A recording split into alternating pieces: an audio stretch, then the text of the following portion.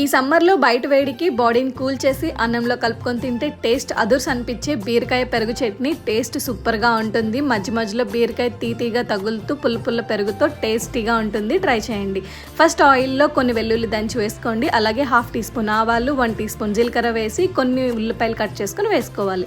ఉల్లిపాయలు లైట్గా వేగిన తర్వాత ఒక 3 పచ్చిమిర్చి, కొద్దిగా కరివేపాకు వేసుకొని మళ్ళీ వేయించుకోవాలి.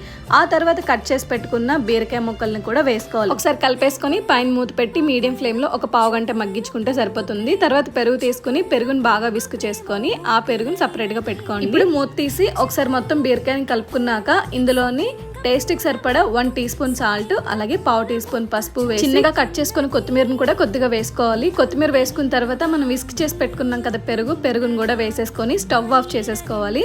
తర్వాత మొత్తం మిక్స్ అయ్యేలాగా బాగా కలుపుకోవాలన్నమాట. ఇంకంతే, ఎక్స్ట్రా ఇంగ్రీడియంట్స్ ఏమి యాడ్ చేయనవసరం లేదు. టేస్ట్ సూపర్ గా ఉంటుంది.